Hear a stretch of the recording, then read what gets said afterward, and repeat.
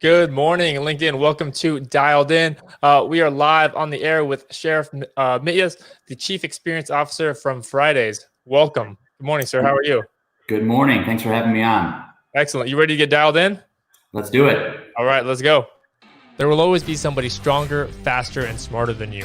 Surviving depends on your adaptability to change. Those who are the most adaptable are dialed in. Cool. And just before we get started, just a quick announcement.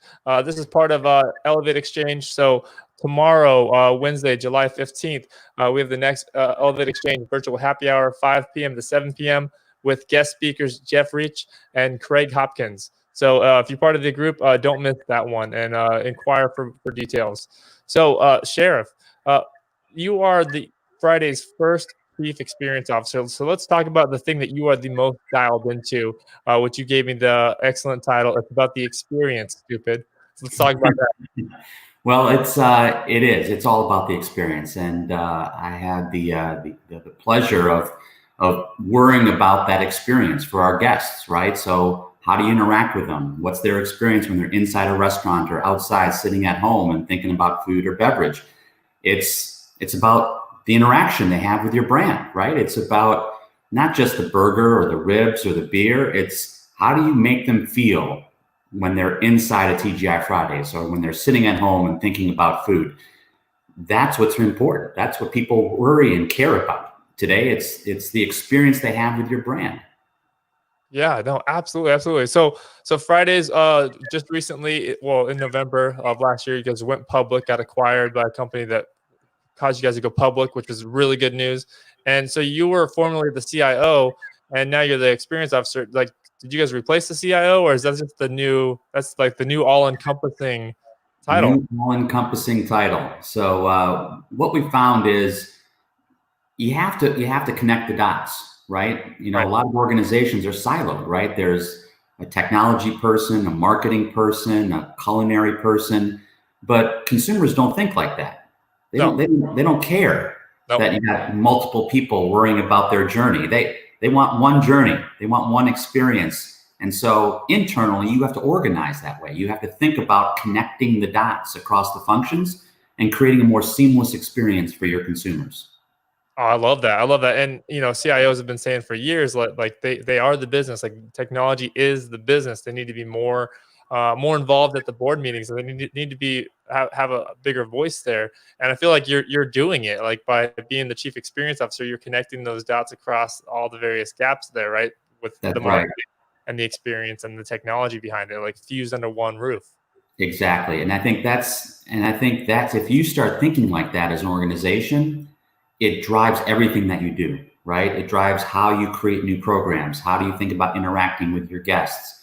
because you're thinking internally about the end-to-end customer journey. You're not just thinking about your little silo. And especially now during the pandemic, right? I mean, Oh yeah. talk about a drive to technology-enabled experiences, right? No one wants to be in contact with a human anymore, right? It's with technology. It's creating touchless experiences, but still relevant, still personalized, right? And you can do that with technology. Right. So it's kind of like the work that you've been doing leading up to this. You were almost preparing for this pandemic. You just didn't even know it. Right. Right.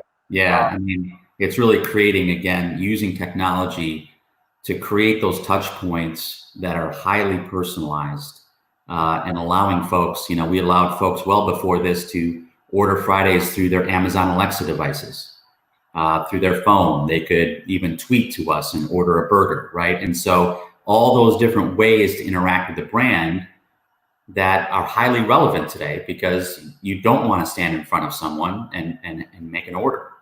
Yeah, absolutely. I'm, not to get too specific, but I'm sure you've seen the data. You've seen some of the touch points. Like, it's kind of obvious to assume that the digital interaction with Fridays has gone up. But even previous to that, like, were you seeing adoption rates that were acceptable before this? Oh yeah, even well before this. I mean, the basically the last 12 months leading up, even before the pandemic hit, it was a 2 to 3x type of increase in terms of our digital interactions with our guests. People interacting with us even on social media went up 500%. We put in AI-powered chatbots, right, to talk to people on Twitter and Facebook and on through our app, and that's really what it's all about, right? It's interacting with guests wherever and whenever they are. And, we were fortunate enough to put that in place even before the pandemic, because it was the right thing to do. And it's even become more relevant in today's environment. Excellent, excellent. I mean, that's a really powerful story there. Now, where do you see things going? It's hard to have a crystal ball, but from where you're sitting right now, like, where do you see things going? Like, what's the next frontier for you guys? Yeah, I mean, to us, I think it's still continuing to think about how do you create the right experience at a very personalized level. Again, no matter where that consumer or guest is, right? So you can think about when they're sitting at home and they're getting an email or a text from us, you can highly personalize that. But how about in the future when people are going to go back out to restaurants and to retail? How do you create that same personalized experience inside your four walls, right? So maybe your host or the greeter at the door has an earpiece, and based on your phone, when you walk in, they say, "Kyle, welcome back." They know who you are. They know that maybe your favorite drink's an old fashioned, and they'll have it waiting for you at the bar, right? Wow. Think about that experience, Yeah. right? Think about that VIP experience that's highly personalized, but using technology to deliver it within the four walls. That's Wow. the future, right? That's creating that personalized touch no matter where you are. Yeah, I mean, what possibly using like facial recognition or even like Bluetooth on your phone to know that you're there. Something Exactly right. Yep, combo of those, probably, right? that's right. I mean, you guys did some really interesting things. I read up about it a little bit last night.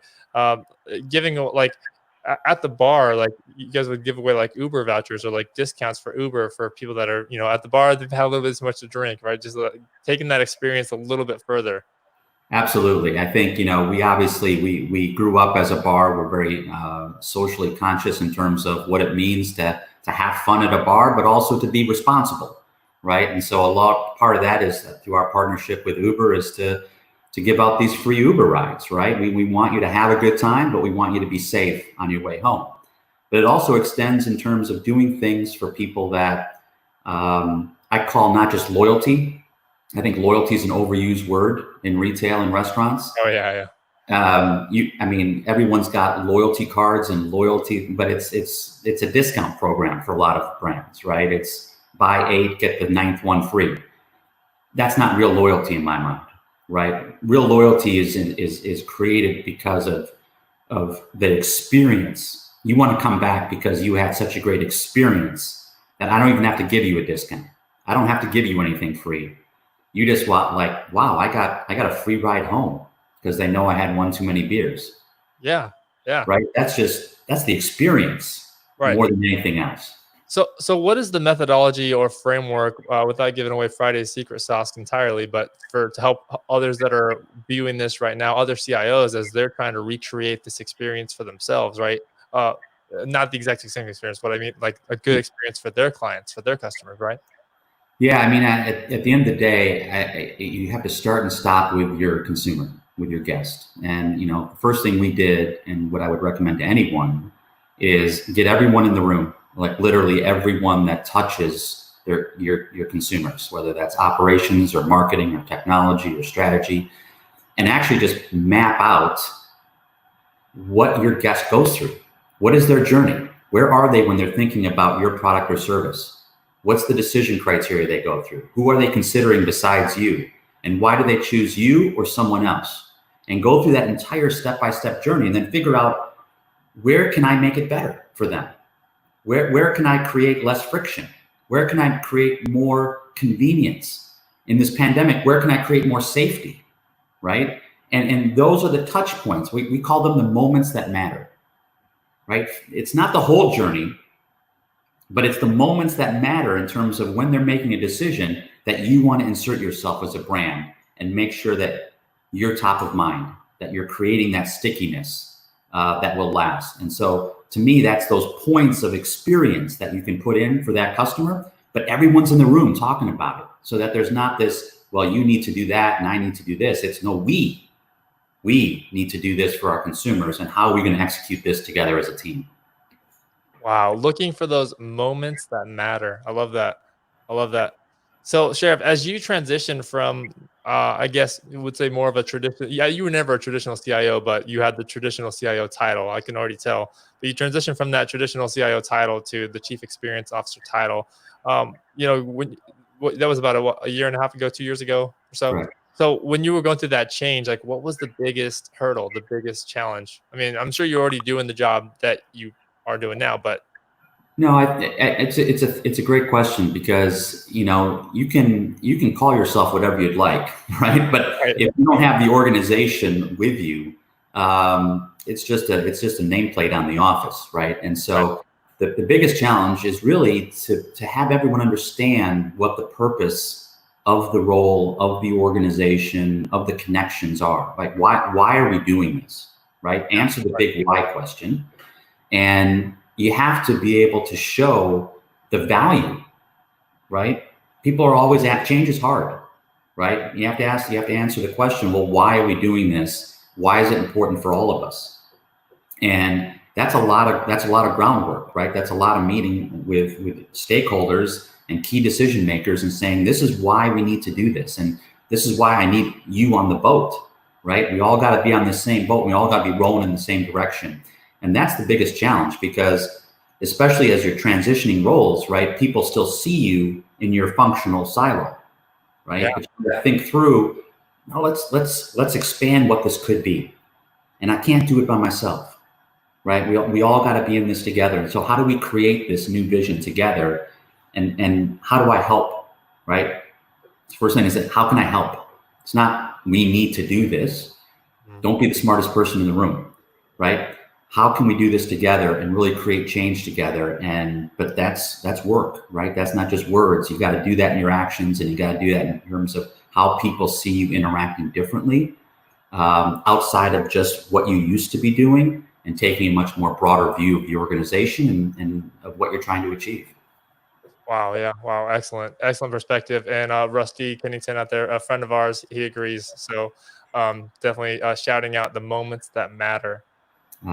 Rusty's a great friend. He's a good guy. Yeah, absolutely. Absolutely. So Sheriff, throughout your journey as a transformational CIO, a lot of the viewers here in the ElevateXchange group, I mean, they're all about looking for this mentorship and looking for help. So I mean, along your way, you probably had a mentor, you probably mentored, you probably have some mentees. Talk about that a little bit. Yeah, very early on, I was fortunate enough to have some great mentors. Folks that basically told me, you need to end up better than where I am, right? Pushing me to say, you don't want to become me, you want to become better than me. And gave me the opportunities, even though I didn't have experience in certain areas, they kind of threw me in, said, let's figure it out, right? And I think you need people that do that, not just to help you find your next job or help you, understand some topic or some area, but to push you, to challenge you, to make you go beyond what you think you can do. And I had some amazing. My first mentor was actually, no lie, his name was Dr. Lord. And he was the smartest. No relation to Star-Lord of the Galaxy? He basically was, yes. He was the smartest guy I'd ever met at that point. And but he pushed me, and he put me in areas that I was not comfortable, but it was sink or swim. And I think that's what you need to do in a mentor-mentee relationship, is push your mentee to be better. And to exceed any point that you think you could be yourself. And I have been fortunate enough to be a mentor now to several folks. And, I hope they say the same thing about me someday. But, I value that, because you can't do anything in this world by yourself. You need people that you can count on, that you can bounce ideas off, and that challenge you more than anyone else will, more than your normal boss would, more than your friends or family. Someone's going to give it to you straight and make you better. And if you don't have that, go find someone like that right now. Wow, I love that. So, Sherif, growing up and coming up through to become what you are now, what do you think it is about yourself that got you here? Like, what was the driving force to make you want to be a CIO and make you end up where you are now? Well, I mean, at the end of the day, I think it all comes down to hard work. I mean, no one gets to be in any position like my colleagues or myself without putting in the work, right? There's very, very few of kind of success overnight stories. Oh yeah, there's not. You put in the hours, and I remember as a young guy, doing 12-hour days, and 14-hour days, and you put in the time. And I think that was instilled on me at a very early age by actually my father, who, he was a doctor of microbiology, and we had emigrated over from Egypt when I was about 3 years old. And he was again, very established doctor. He was looking for work here in the States, and but he couldn't find anything right away. So he worked as a dishwasher in a restaurant at night, and he swept floors during the day. And here he was a PhD, but he worked 2 different jobs, worked his tail off while he was looking for another, more obviously bigger position to make sure his family was provided for. And, that kind of work ethic, no matter what your degrees, no matter what your title, put in the time, do what you need to do, and work your tail off, and good things will happen. Wow. That's a great story. Oh, fantastic. Yeah, I mean, Rusty's shouting out to you again. CIO of the year, Sherif Mityas. So yes, love it. So Sherif, what's something that a question that you would ask yourself if you were in my shoes right now? Question I would ask myself. I guess the question that everyone should be asking themselves is, what can we do in our brands, in our organizations, to continuously get better? No one can kind of stand on what they've done or just stand on the current situation, especially during these times, is what are we doing to continuously improve? And, for me, it's ensuring that, we continue to learn, right? We continue to listen to others. Again, not all the best ideas in the world come from your own office or your own 4 walls. And, we're fortunate enough, we put together kind of a Shark Tank at Fridays, where we invite on a quarterly basis new startups, new companies to come in and pitch us what they're working on, new things that they think would be beneficial to our organization, and we learn. And it's a learning process for me, for my team, for the organization. And it's just great because you get to listen to other smart people, and it makes you better just listening, and makes you think about what's next. And to me, the best question in any organization to ask yourself every morning is what's next. What's next? I love that.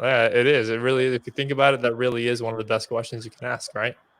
Because it just keeps you moving forward and stop looking backwards. So, we didn't really talk too much on like the specifics of what you guys have done at Fridays. Maybe if you could share some stories about that, about along the journey. I'm sure it wasn't just like, oh, there it is, there's the plan, it's perfectly executed, right? I'm sure it wasn't exactly done that way, but maybe you can share some stories there. Sure. So one of the things that when we started kind of mapping out that customer journey and really understanding, how do we think about, or how do consumers think about coming to a Fridays during a food and beverage occasion? One of the things we noticed is that very quickly is we try to understand when and where these people are when they're thinking about food, right? And so, interesting fact, probably met you and many folks on the call right now, 40% of consumers think about food when they're driving, right? A lot of people are driving around hungry, hence the drive-through. We don't have drive-throughs, but how do we reach those people when they're either on the way to work thinking about what are they going to do for lunch, or driving home from work going, what are we doing for dinner, right? Maybe on the phone with their spouse, what are we doing for dinner tonight, right? So how do you reach those people when they're thinking about that food and beverage occasion? And so what we came to understand is timing is very important, right? If I don't reach you within a certain time window with a certain message, I may lose you. And so we looked at people's patterns of when they order. And we found that there was a number of folks that ordered fairly consistently on a time of day and a day of week. It could have been, soccer night on a Thursday night.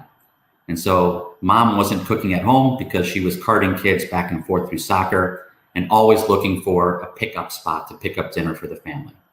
So we would see Susan would always order Thursdays at 7 p.m. consistently.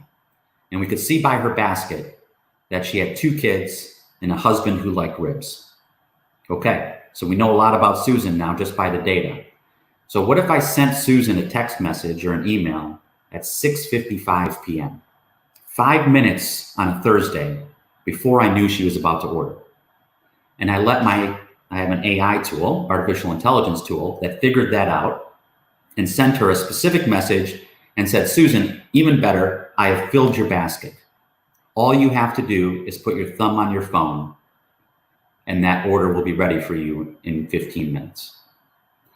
So we tried that. We tried it with 10,000 Susans, 10,000 individual guests with the data that we had, specific message at a specific time.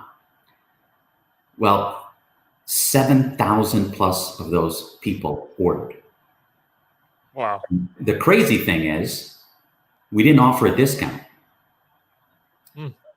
This was full freight, full fare, but it was timely and it was personalized. So that's the power of understanding your consumers at an individual level and creating such a unique and convenient experience for them that why not?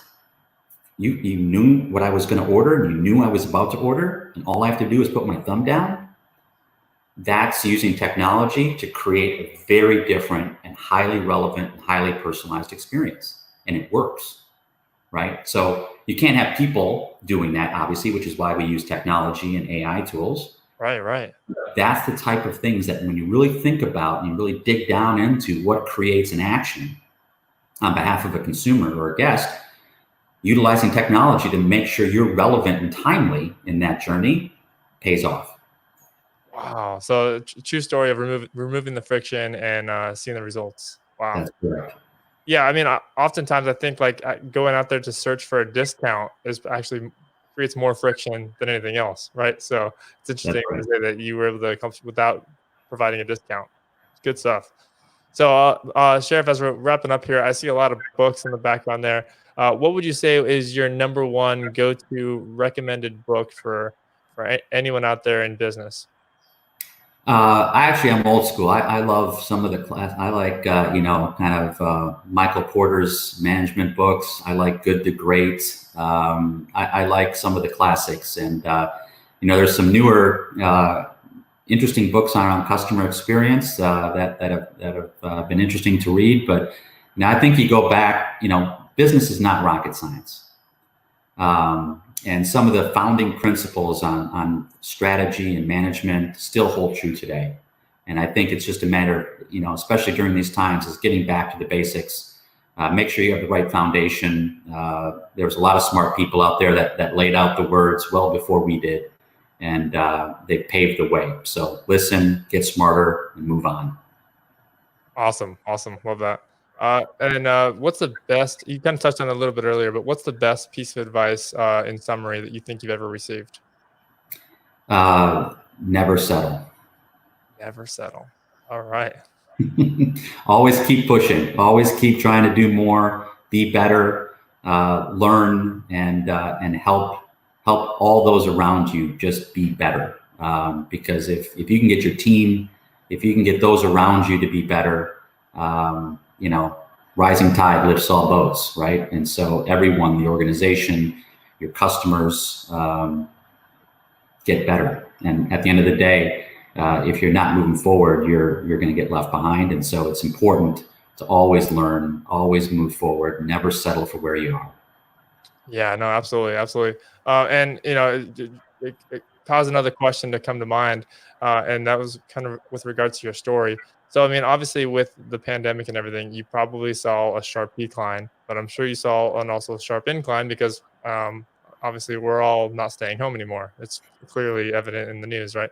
So Right. it disrupted the schedule of Susan and soccer practice at Thursday, so that probably went out the window, I imagine, right? So Yes. what kind of trends are you seeing now, or is it even too messy to even see a trend right now?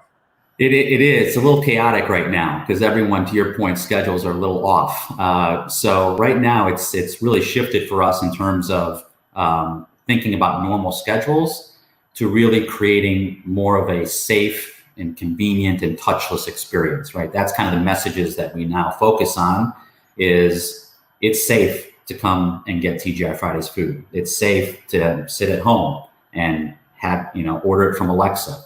And so the messages that we're really focused on now is really trying to, help our guests and our consumers understand that we've always been safe, but we're going to make sure it's visibly safe now and ensure that that Friday's experience doesn't need to be within our four walls. If you don't feel comfortable coming in, you can get those great ribs, our great burgers in the comfort of your own home, and really pushing this digital contactless opportunity to enjoy the Fridays experience wherever and whenever you are still exists.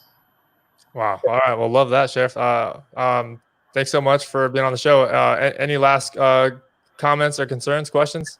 No, thanks for having me. And just for anyone out there that's thinking about this role and thinking about moving your role, do it. It's the best thing you can do. It puts you really at the forefront of worrying about your consumers. And if you don't have anyone worrying about your consumers, you need someone right now. Absolutely love that. Well, thanks again, Sheriff, for being on the show. Guys, connect with Sheriff on LinkedIn. They can reach you on LinkedIn. That's the best place for you.